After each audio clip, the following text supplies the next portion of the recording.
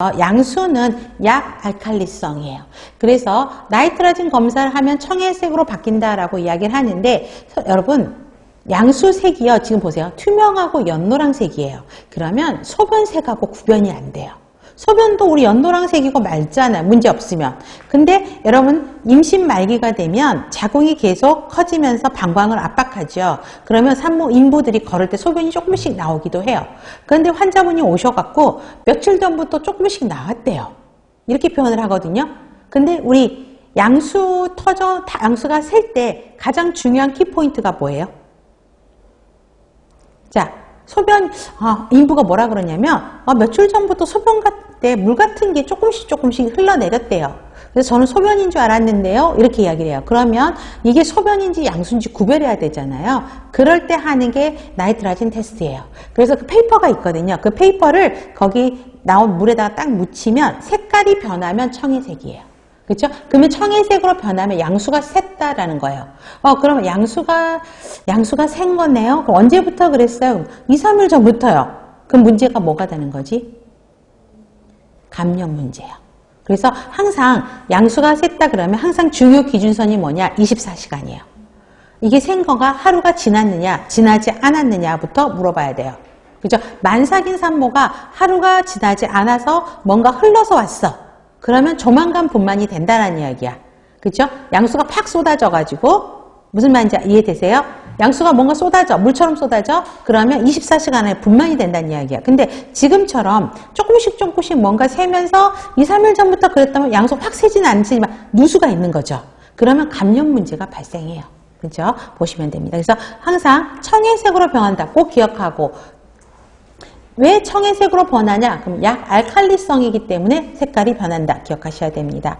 그 다음에 양수양은요. 외우기 쉬워요. 1리터 외우시면 돼요. 800, 1200 이렇게까지 갈 필요 없어요. 1리터. 자, 기능은 모체가 받는 충격을 흡수하죠. 자, 아까도 설명을 했어요. 자, 양막에 의해서 이렇게 쌓여 있고 그 다음에 여기 있고 아기가 이렇게 있어요. 그러면 여기에 양수가 이렇게 쌓여져 있기 때문에 어떤 충격을 받아도 물에 의해서 떠 있는 거잖아요. 그러니까 그런 충격은 덜 받게 하고요.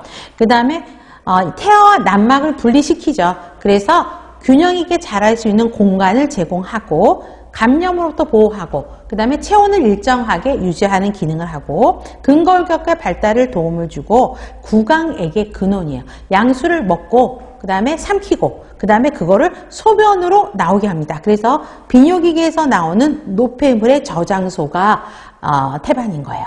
그 다음에 압력 분만하면 어때요? 압력이 가해지죠. 자궁경관 계대를 그러니까 자궁경관을 열어주게 하는 역할들을 하게 됩니다. 자, 그 다음에 또 관련되는 것들은 양수천자를 드렸어요. 나중에 또 산정검사에서 양수천자가 나오는데 양수에 천자, 구멍을 뚫어서 뭔가 한다는 거죠. 자, 그러면 염색체 이상일 때 또 건강상태 확인, 대표적인 게 기억 여부 검사할 때 양수에다가 바늘 찔러가지고 양수에 뽑아가지고 검사하잖아요. 보시면 됩니다. 자세한 건 또 뒤에서 나올 거예요. 그 다음에 양수과소증, 양수과다증이 나오는데요. 자, 쉽게 외우기 쉬워요. 1리터라 그랬죠. 나누기 2 하면 500이잖아. 이게 양수과소. 곱하기 2 하면 2000이죠. 양수과다입니다. 그래서 자, 양수지수라고 나와 있는데 자, 양수지수는 여러분들 유인물로 드렸어요. 자, 양수지수. 양수 포켓 주머니를 측정해서 양수양이 얼마나 되는지 측정하는 게 양수지수예요. 그래서 자, AFI라고 해서 암니오틱 플루이드 인덱스라고 이야기를 하는데 자, 복부를 4등분을 합니다. 이렇게 A, B, C, D 나눠서 그 포켓 주머니의 깊이들을 측정을 하게 돼요. 그래서 그 깊이들을 더한 값이 이제 이렇게 되는 것이에요. 그래서 양수지수 값이 5 이하야. 그러면 양수가 너무 작다라는 것이고요. 그 다음에 양수지수가 25다라고 하면 어때요? 24 이상이면 양수가 너무 많다라고 이야기를 합니다. 그래서 숫자 5, 양수지수 24가 또 국시 같은 데서 많이 나오거든요.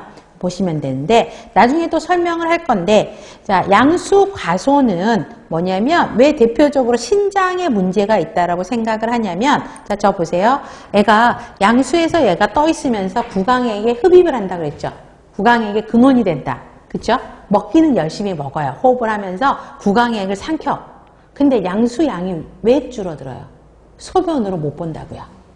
그러니까 계속 먹는데 나오는 게 없어. 그러니까 양수가 줄어들 수밖에 없죠. 그렇기 때문에 양수 과소의 대표적인 질환은 키드니 쪽의 문제예요. 그 다음에 양수 과다는요, 위장관계, 다른 기관의 기형인데 주로 폐색과 관련되어 있어요. 자, 위장관계 문제 쪽이죠. 먹는데, 그죠? 폐색이 되면 못 먹잖아요. 그죠? 소변으로는 소변으로 밥 먹는데, 소변으로 나오는데, 그럼 소변량이 나오니까 양수량이 증가하죠. 근데 먹으면서 소변으로 보면 밸런스를 유지하는데, 못 먹으면서 소변으로 보니까 양수량이 많아지는 거. 또 하나, 애들이 못 먹는 이유가 또 뭐가 있을까요, 여러분? 대표적으로 CNS의 문제예요. 뇌 쪽에 문제가 있는 애들 있죠? 안 먹어요. 못 먹어요. 그러니까 못 먹으면서 소변량이 많아지니까 양수량이 많아지게 되고, 또 위장관 쪽에 폐색이 막혀 있어요.